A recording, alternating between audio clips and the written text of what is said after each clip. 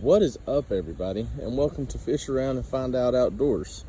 I figured I would give y'all a rundown of how I set my fishing kayak up to do some fishing on lakes, rivers, anything like that. So we'll jump into it.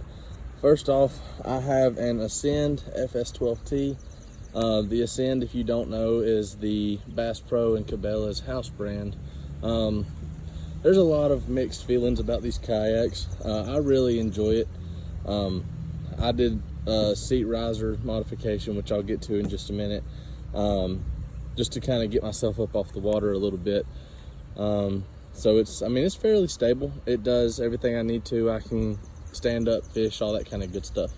So just to kind of dive into it, up front, I always keep my PFD.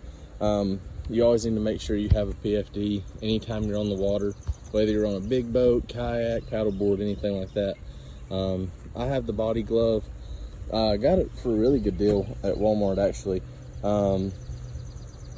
You always just need to make sure that your kayak is, your life vest is good for your size, which they usually have a sizing chart that comes with them.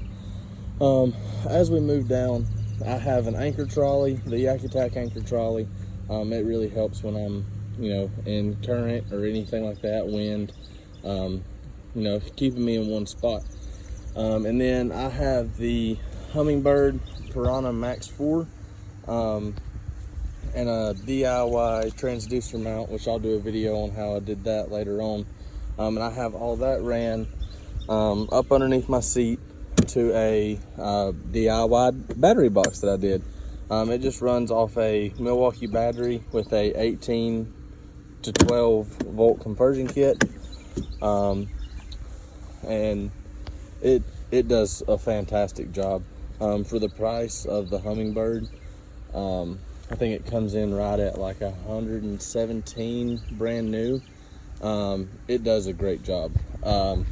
And then as we move down, I did the seat riser modification. I just used some unistrut, and it brought me up about 6 inches off the bottom of the boat.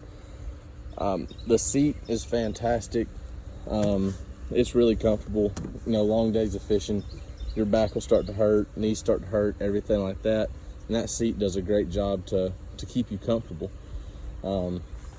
And then as we move back a little bit more, I have the Yak Attack Black Pack Original. So this is the one they come out with when they first started making these black packs.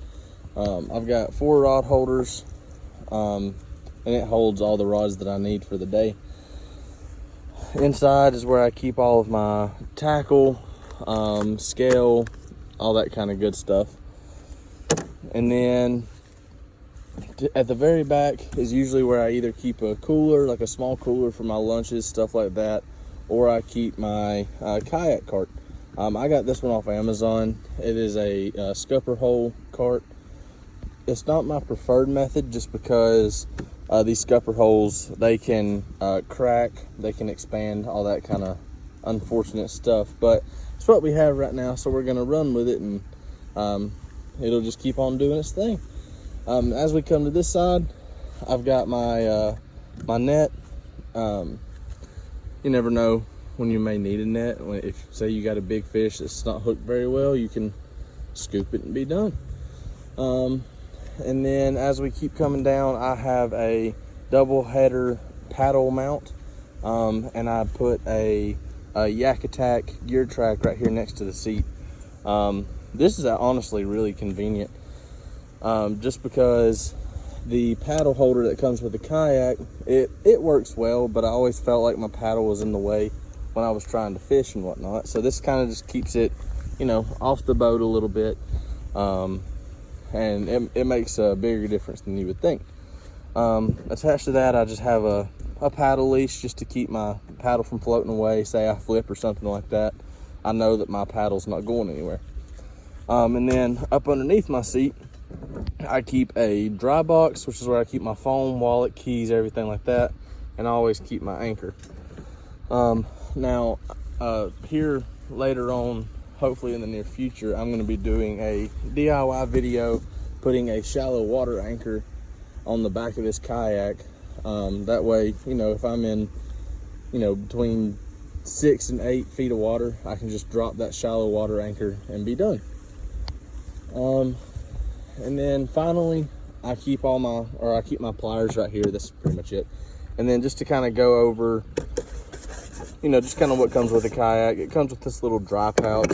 I don't trust it just because it doesn't seal completely. I always just keep extra scupper plugs in there, which in the summertime I don't really run them just because the water's not as cold.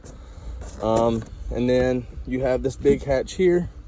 Since this hole is empty, it runs front to back, and so it has these foam pads in here. I would keep a dry bag with rain gear, anything like that in here. So that is pretty much the rundown of my Ascend FS12T. Like I said, I've loved this kayak, but I'll do a review video later just to kind of give you the goods and bads of it.